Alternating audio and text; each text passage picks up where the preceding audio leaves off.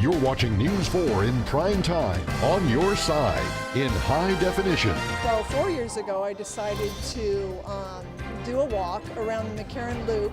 One local woman walked 26 miles today. What charities inspired her to take on the challenge? Plus, Street Vibrations has come and gone, and Reno police say it was a much quieter event this year. We'll have the crime report for you coming up. And a dose of old man winter creeped in this weekend. Find out when temperatures are expected to rise, as well as what's in store for the work week. News 4 in prime time starts right now.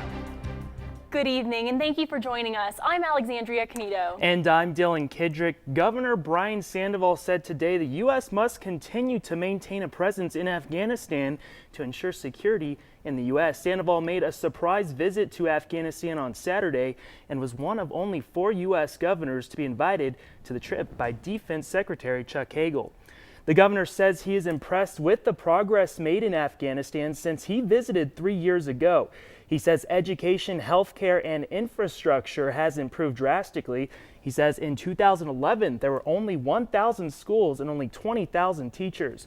3 years later, he says there are 14,000 schools and 180,000 teachers in Afghanistan.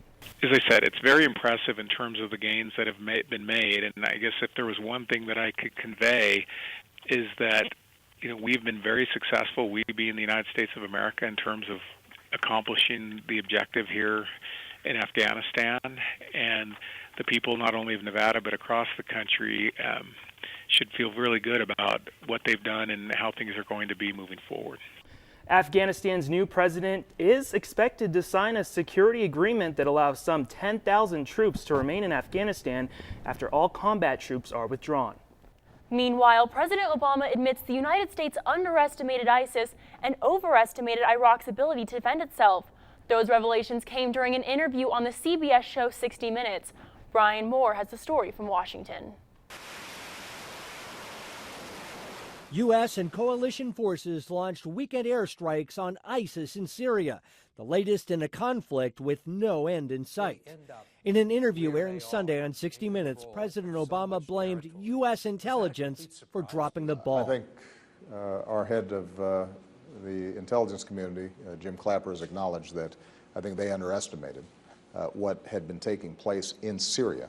Terrorists beaten in Iraq, he says, found safe haven in Syria's civil war. They were able to reconstitute themselves and take advantage of that chaos and attract foreign fighters who believed in their jihadist nonsense. Now, ISIS is an army. At the end of the day, I think it's going to take more than airstrikes to drive them out of there. At some point, somebody's boots have to be on the ground. With Congress on break until the November elections, many lawmakers are demanding a say. Well, I think the president has an obligation to call us back tomorrow to start this debate. How long are we going to be there, and is there any end? A fight that will be a tough sell for a wary Congress and a war-weary nation. Brian Moore, NBC News, Washington. The latest NBC News Wall Street Journal poll shows nearly 3 out of 4 Americans believe the United States will have to send in ground forces to fight ISIS. Brian Moore, NBC News, Washington. That same poll shows 45% of Americans support American combat boots on the ground to fight ISIS in Syria and Iraq. If military commanders think that's the best way to defeat ISIS, 37% are opposed. Well, switching gears now, snow levels dropped down to lake level overnight, leaving many in the area excited to see the first snowfall of the season. It was an early start this year, but some of that snow already melting off as drier and warmer weather works its way into the area. Let's get a first look at your forecast out there. Current temperatures out there, 55 degrees.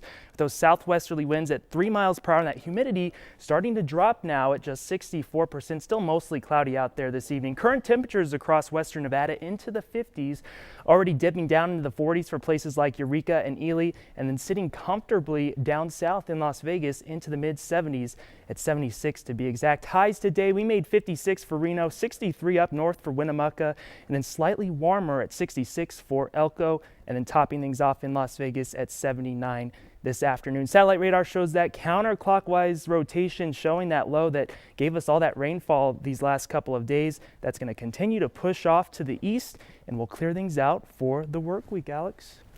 Well, we are all very familiar with the McCarran Loop that connects all of Reno, But can you imagine walking all 26 miles? Well, Diane Hyde took on that challenge.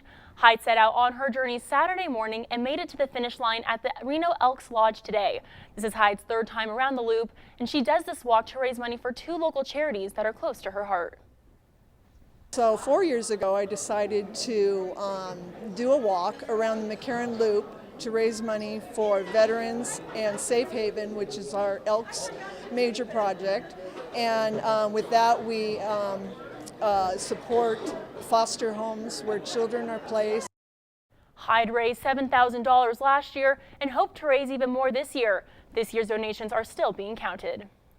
Well, Sparks police are searching for an armed robbery suspect tonight. Officers say the man robbed Dad's Quick Mart around 3:30 this morning. The suspect had a handgun and demanded money from the clerk. The suspect was last seen wearing a black leather jacket, ski mask, and blue jeans. Now, if you know anything about this case, you are asked to call Secret Witness. There is a $1,500 reward here for any information leading to the arrest of the suspect. Well, the 4th largest motorcycle event in the nation came to a close today. With that, the Reno Police Department put together the safety street vibration statistics for this year's event. The police department reported a total of 12 arrests that involved street vibrations participants. That's 2 less arrests than last year. This was the 5th year that the city has participated with street vibrations.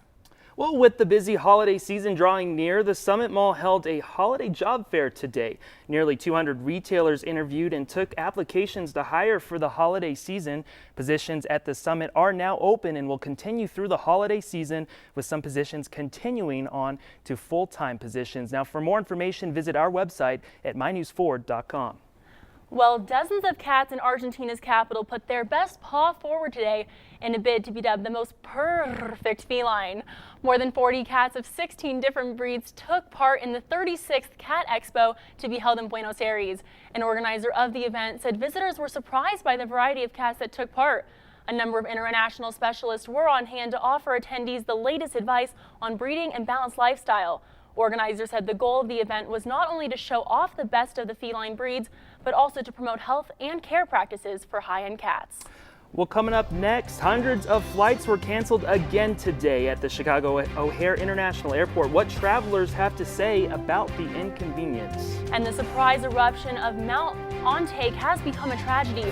What investigators have found, coming up after the break.